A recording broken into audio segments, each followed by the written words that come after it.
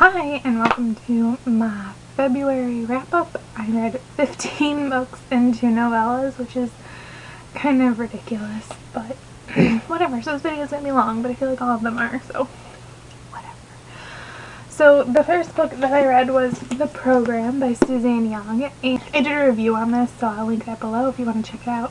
The first part doesn't have spoilers, but the second part does. I let you know when the spoilers start.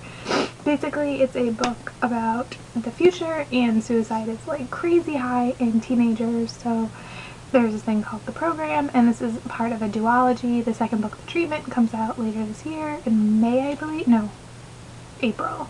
I give this 5 out of 5 stars. I loved this book. It was amazing. It was very well written. I liked the story. I thought it was original. Yeah, I'm super excited for the next one. Then I picked up Fangirl by Rainbow Rowell, or Rowell, or Rowell, or whatever, I don't know.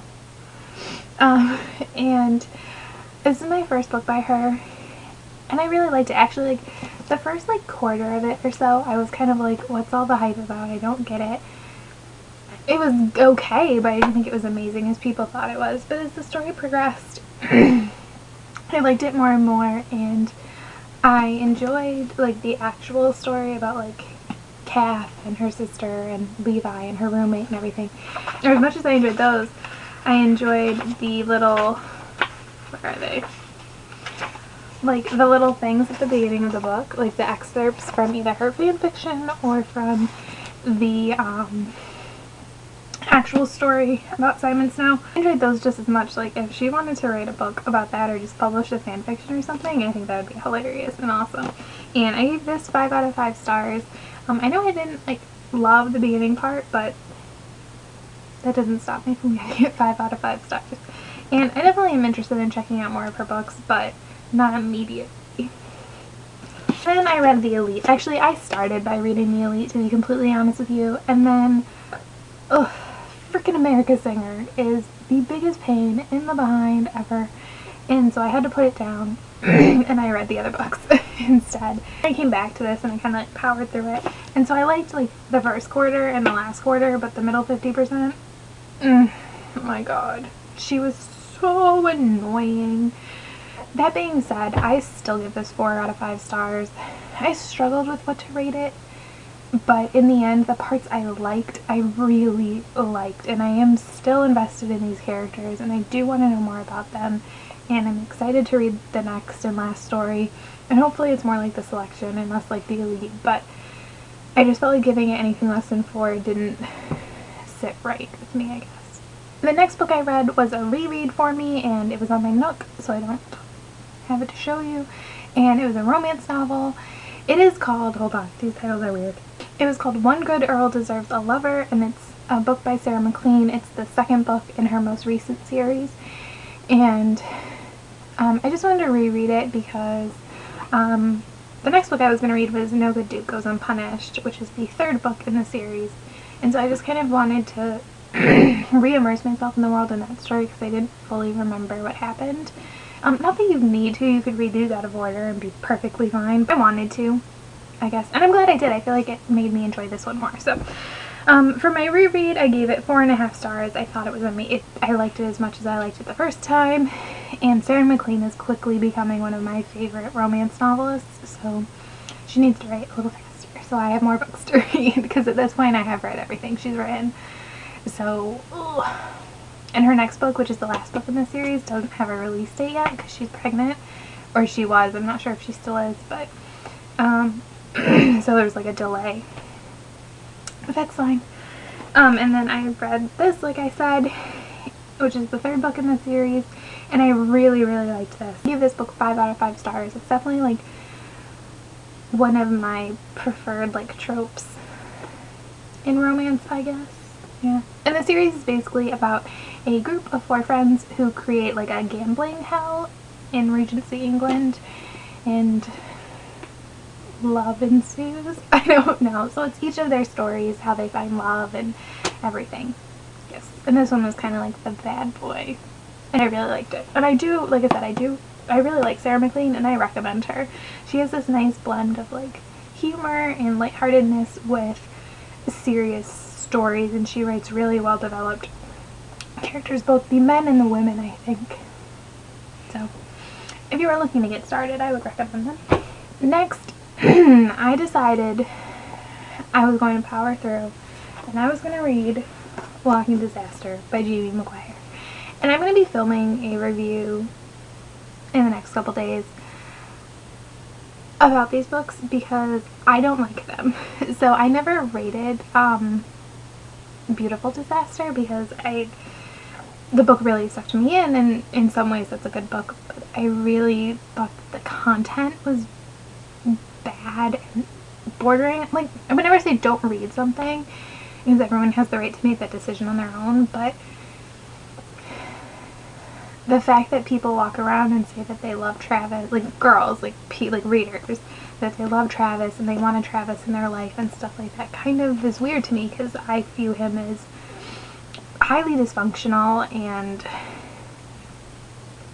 really messed up, bordering on abusive, and yeah, and she's not, and Abby, the girl, she's not healthier, so seriously. But I wanted to read this because I owned it, first of all, but I wanted to know if reading, because it's basically the same story but told from Travis's perspective, and I wanted to know if it would open my eyes and make me like the story more, and it didn't at all. If anything, it made me hate it more. I'll talk about this more in the review. I don't know why I'm going on and on. But this book got 2 stars for me. So, yeah. And I know people like it, and that's fine. Like, you're entitled to like what you like, I just don't like it. And next I read Bloodlines by Richelle Mead. I was actually going to wait a while to read this because I know only 4 books are out. But one of my coworkers started reading Vampire Academy, and then she quickly finished those and went on to these and wanted me to read them so we could talk about it. And at the time I only owned Bloodlines, so I picked it up and read it in a day. I just devoured it. And yeah, gave it 4.5 stars. It's not quite a 5 for me, and I've seen some reviews where people say that they don't think the first 2 books in the series are very good and it gets better. But I thought that these books were better than the Vampire Academy books. I don't know, I really enjoyed them. I know there's not a lot of romance, especially in the first 2, so maybe that's what people are like looking for. But I kind of feel like Vampire Academy doesn't have that much as well. Like, I think Adrian shows up more in these books than Dimitri shows up in the Vampire Academy books, so, you know. But I really enjoyed it. I really like Sydney. I like her voice, and she's a little weird and like her behaviors are a little unusual, but I don't mind them, and I identify with her more than I identify with Rose, so yeah, 4.5 stars.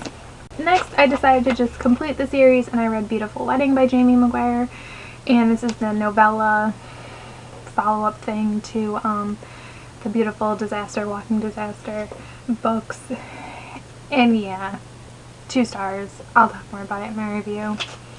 But basically the same with the other stuff.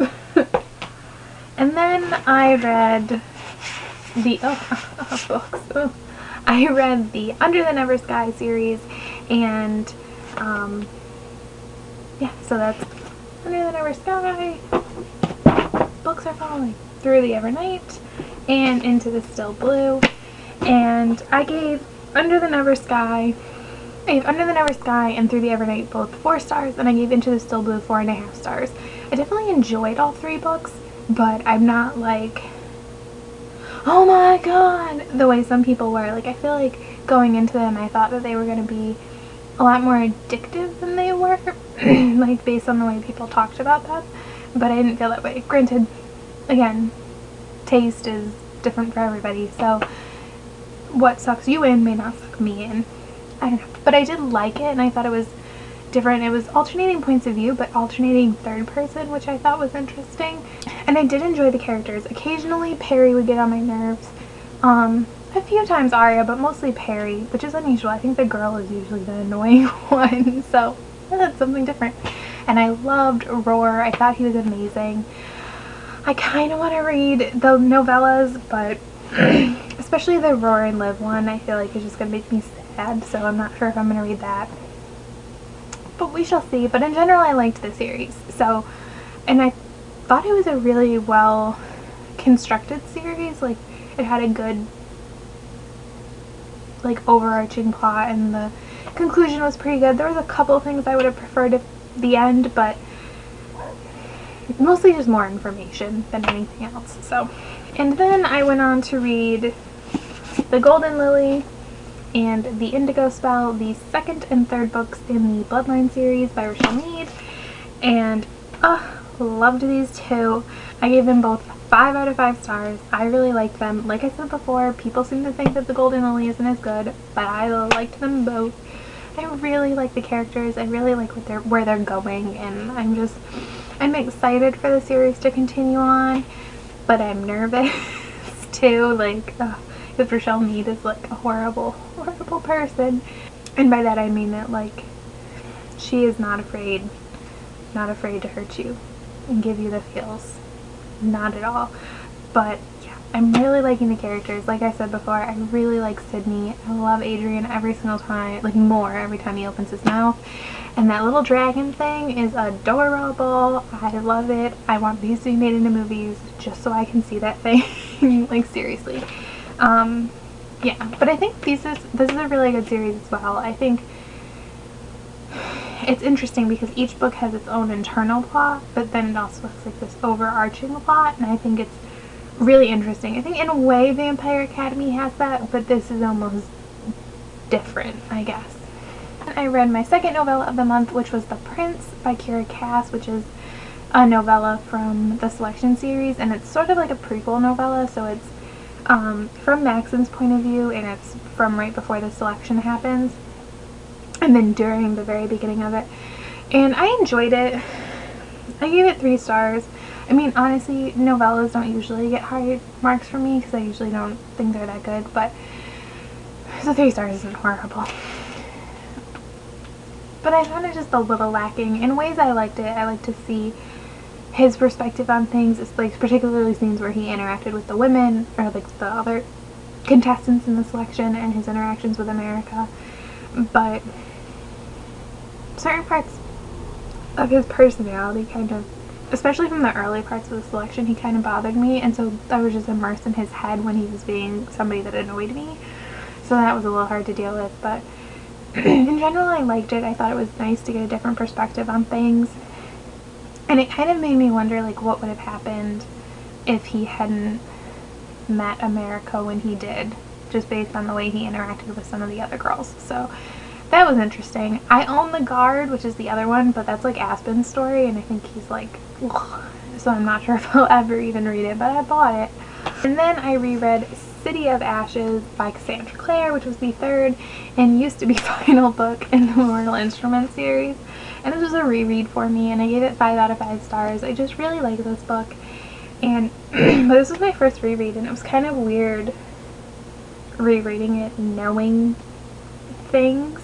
Also, I didn't realize how much of like the big, like the climax I get, well, it's not really, I don't know, but like the big battle and everything at the end, like how much of that story that is, like it's a big chunk physically of the book. So, but yeah, I liked it as per usual. So, and now I'm ready to read the ones I have not read yet, so, because I just wanted to get caught up on everything. And then I read Scarlet by Marissa Meyer, which is the second book in the Lunar Chronicles, and this one follows, like, Cinder's story is still in here, and then you meet Scarlet and Wolf, obviously inspired by Little Red Riding Hood, and I gave this 4.5 stars. I actually can't remember what I gave Cinder.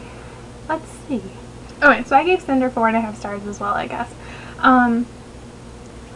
Even though they have the same rating, I think I like Cinder a little bit more.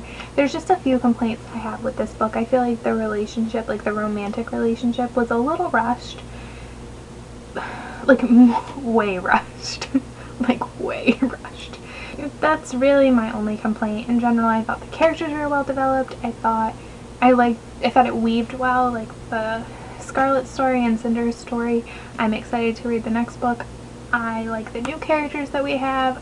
Another complaint, could we get a little more Kai? I just feel like he's probably going to be a pretty important part of this story, and we just don't get to spend that much time with him. So I feel like I can't get as invested as I should be. But yeah, I enjoyed it, and I'm going to pick up Crest, but I'm probably going to wait a little while to do that. And then oh my gosh. You guys, I can't believe I read this many books. It's ridiculous. I read Wait For You by Jennifer L. Armentrout or Jalen or whatever. If you use both, it's just annoying. Just pick a name. Especially if you use both on the cover of the book, which is odd actually.